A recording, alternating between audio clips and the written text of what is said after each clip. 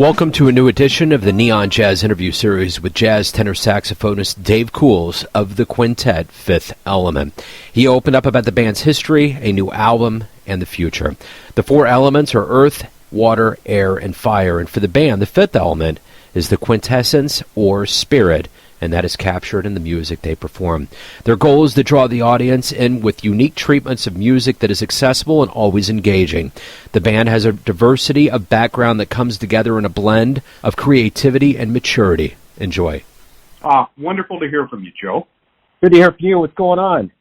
Well, we are just getting ready to start summer. Things are looking much brighter than they did even a couple of weeks ago, and things are looking good.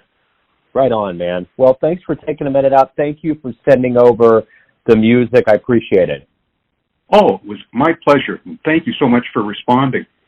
Yeah, you bet. So talk to me a little bit about this album. You know, obviously, the elephant in the room is COVID, and it's really ravaged, live music and done a lot of things to a lot of people. So talk to me about what it feels like to actually have an album out and have something to communicate with the fan base.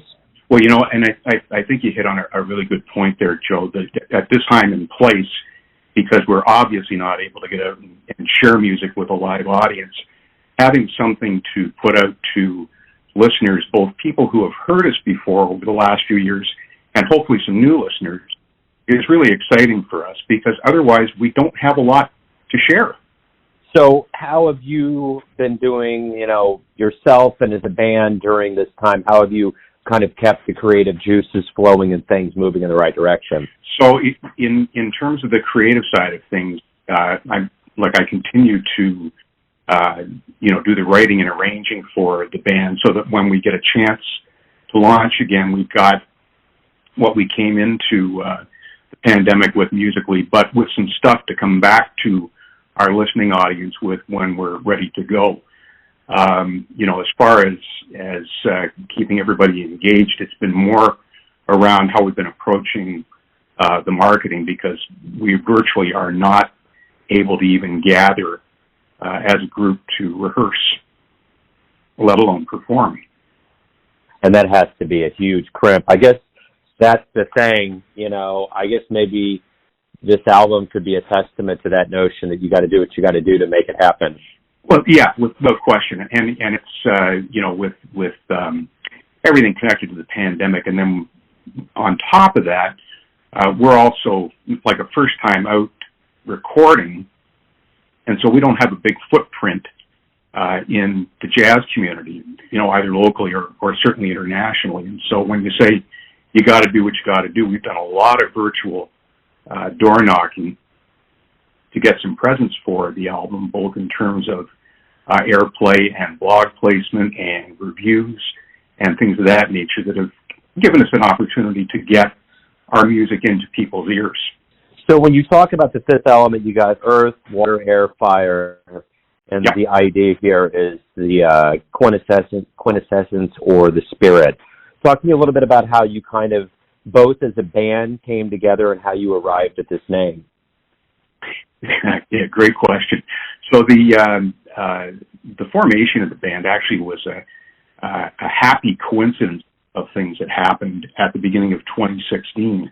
Nina Richmond, our vocalist, had a gig booked with a trio plus saxophone, and the saxophone player, who's a friend of mine, was unable to make the gig, and so I got the call to come in and do it, and that was the first chance we'd had a chance to meet. And subsequently, we had 2 or 3 gigs that followed that with the same configuration. But by about, I guess, June or so of 2016, it occurred to me that there was an opportunity here for something in addition to what we were already doing that would feature Nina as the vocalist, but perhaps with some more structured arrangements and some personnel in it who I'd had a chance to work with in other projects.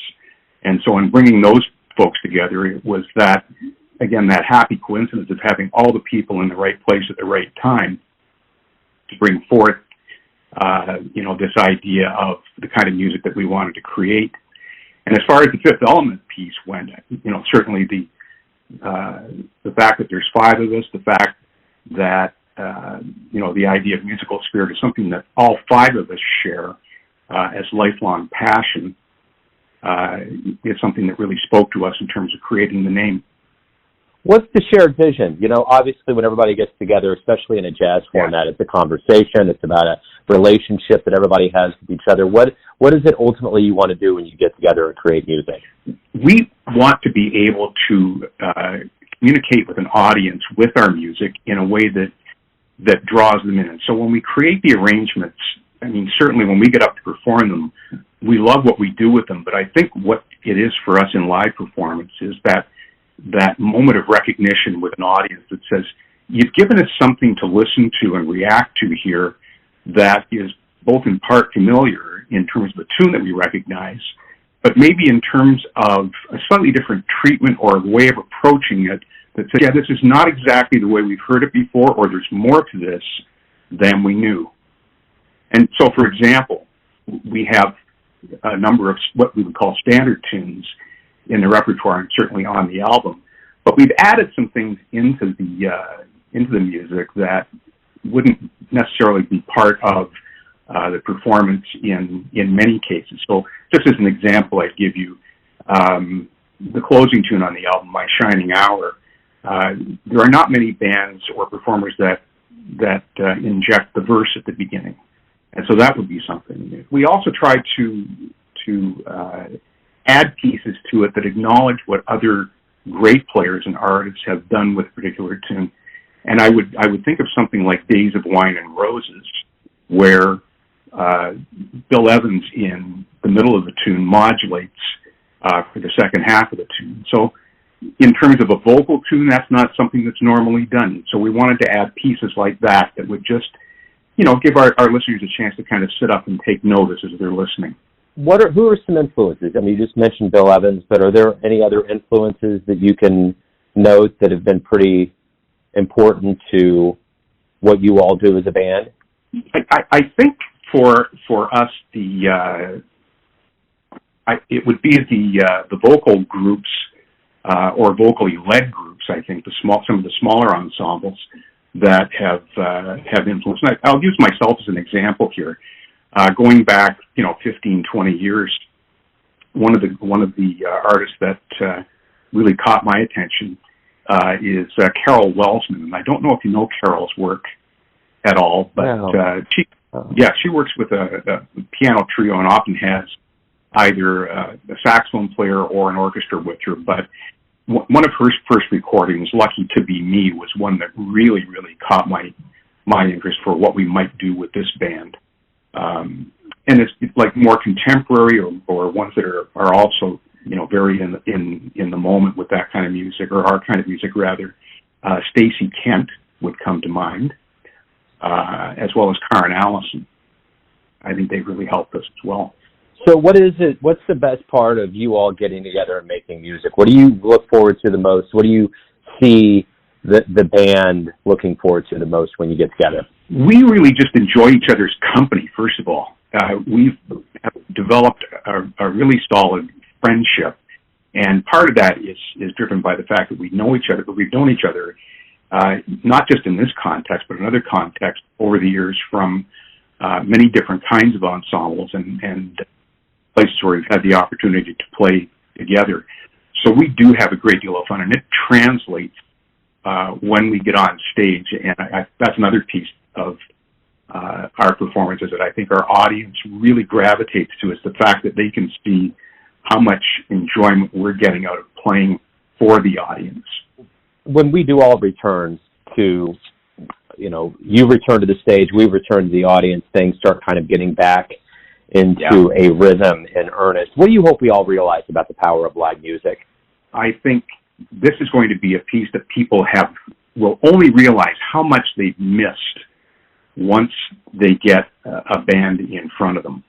I think everybody has a notion that they miss music, they miss live performances, they miss concert venues, they miss going to jazz clubs.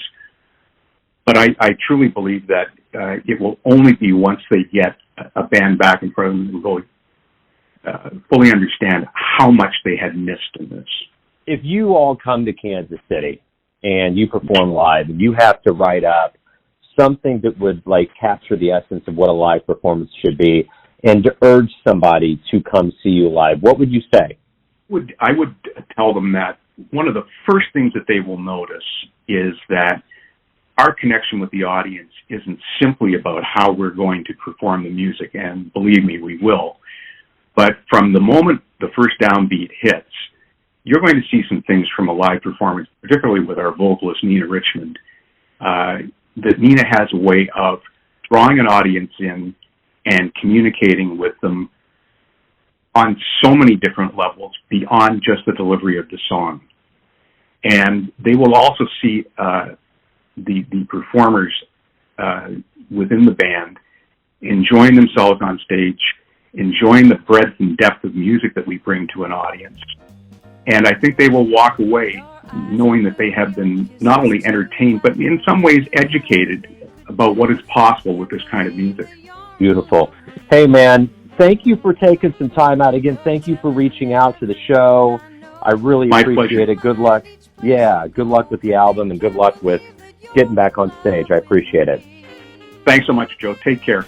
Thanks for listening and tuning in to another Neon Jazz interview, where we give you a bit of insight into the finest players in Toronto, Kansas City, and spots all over the world, giving fans all that jazz. Thanks to Dave for his time, music, and story. If you want to hear more interviews, go to Famous Interviews with Joe Domino in the iTunes Store. Visit neonjazz at youtube.com, and for everything Neon Jazz all the time, go to the neonjazz.blogspot.com. Until next time, enjoy the jazz, my friends.